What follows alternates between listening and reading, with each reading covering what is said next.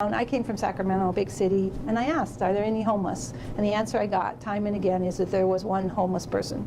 And it wasn't the truth. There were about 200 people who were either on the streets, in shelters, or in very insecure situations. And what I mean by that is couch surfing, really. We didn't know the truth about our community, and I think we were in a bit of denial.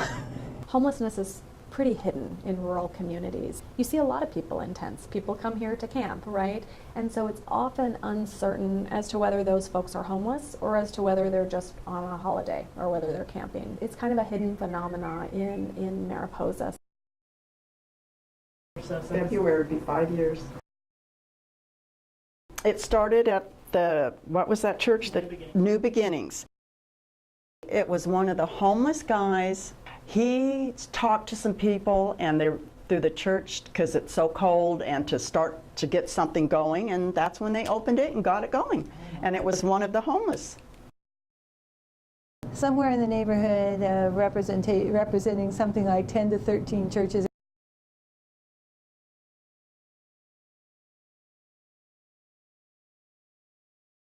Individuals and churches and organizations and businesses. The Heritage House's unique style drop-in drug recovery center / wellness center. It's always been a very cooperative effort. Without places like MOA and Heritage House, and you know, I can't tell you where I'd be today. I could be in a dumpster. Well, we just hope to continue to provide a clean and healthy, safe place for adults and their families, giving them support, helping them with any type of needs they need, and just to touch them and change their lives, just be an advocate for them.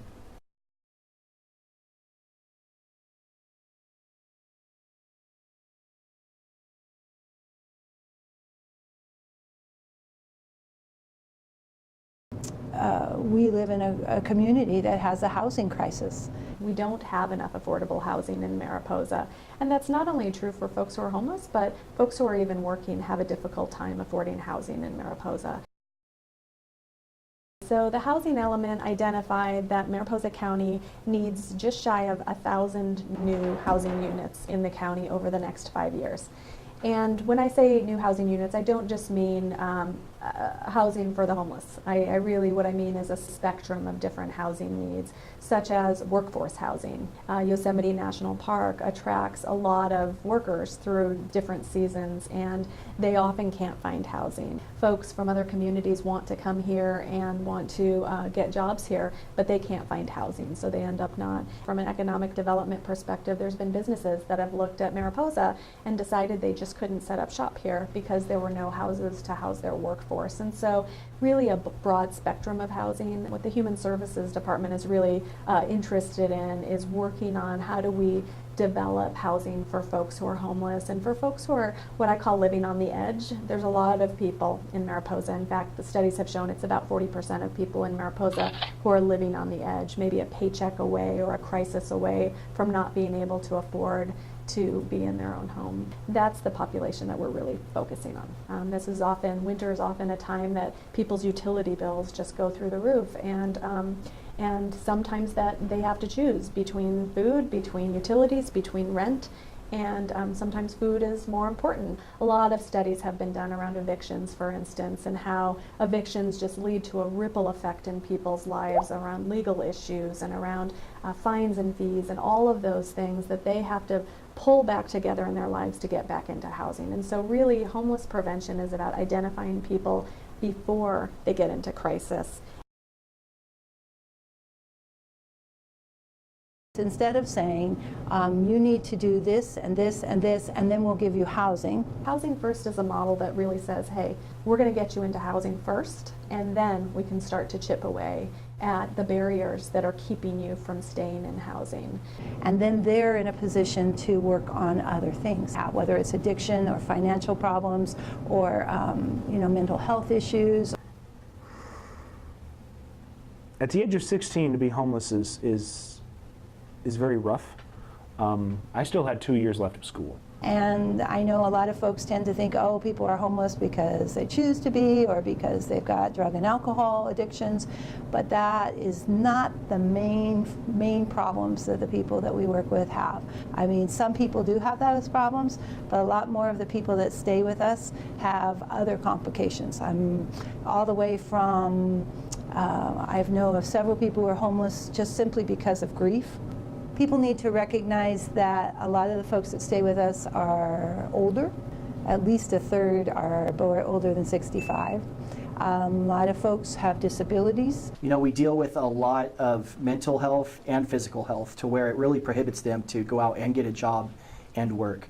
So unfortunately, a lot of these participants are in a big way stuck in their situation. When I first started this, I thought, oh, it was a simple problem that, you know, you get folks with some work and they get some money and they can get housing and then they're off and running. But it's a lot more complicated. There's no one easy answer. For every person, they have a different story, they have a different reason for being homeless. Homelessness is far more than a statistic. I just never dreamed when I started this whole thing how important it was to have someplace to be. To know that tonight you have a meal, tonight you have a place to stay, makes the world of difference. You can spend your intellect and your inner psychic energy, you can tackle things if you know that. If you're working to survive, if you're trying to figure out, well, how do I get myself in shelter tonight? How do I find a place to be? I couch surfed. You know, I'd go to friends' houses and spend the night or 2 nights or a week or whatever I could muster, without, pushing the envelope or, feeling like I'm overstaying my welcome. When you're living on the streets, you're actually doing everything you can and using every ounce of energy you can just to survive. That getting clean and sober, that being able to find a job, those are almost impossible tasks to someone who's living on the streets. Without these programs, do you know how you would? No, I don't. Without MOA and Heritage House and Assembly of God, the food stamps only go so long. How do I find some food to eat? It takes a lot of energy, and it's really discouraging. If you don't have mental health issues that cause you to be homeless, you will have at least depression once you are homeless, because it is so hard and so discouraging. It's shameful and it sucks, and getting a job is difficult in the real world. I don't have any job history at all for 3 years. I haven't worked in 3 years, which really makes me sad. I just call and call and call and bug and call and bug and call, and I might get a job, and it might last longer than 6 months. And see, there's a lot of mights there. So even if you do, without job experience, and even if you do get hired for even a part-time job, would it be likely that you could afford housing? No.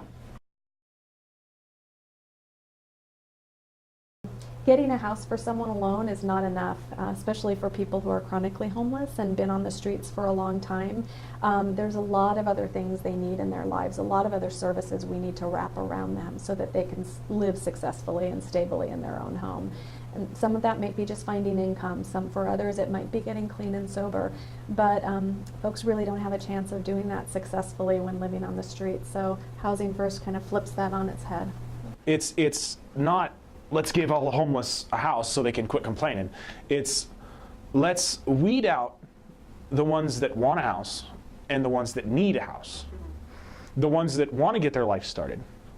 The ones that want to get a job. The ones that want to find a relationship. The ones that, that are 24 years old going on 25 and just want to get out of this stupid rut they've been in since they were 16. So some communities have really wrapped themselves around the Housing First model, and they've found some really good successes in terms of getting people off the streets and into housing. Communities that don't use that model find that even though they can get people into housing, that person may fall out of housing pretty quickly because they're just not ready for housing. And so the evidence is showing that Housing First is really the way to go. That's what the research shows, and in fact, The federal government has pretty much stopped funding what's called emergency shelters. You know, the classic shelter idea. They're more putting their money towards supportive housing and housing first. We can't continue to act like we don't need more housing. We need more housing. If we're going to house the people who have lived here their whole lives, if we're going to house the people that we're employing, we just need more housing. There's no ifs, ands, or buts about that. And if we want to deny it and not handle it, I think we're going to have serious problems. If you have a place, you've got some hope. You know, you've got a place to stay, and then you can launch from there. And I've seen some pretty amazing things happen when people find housing and have a way, can see a way forward. When they do it, they're a whole different person.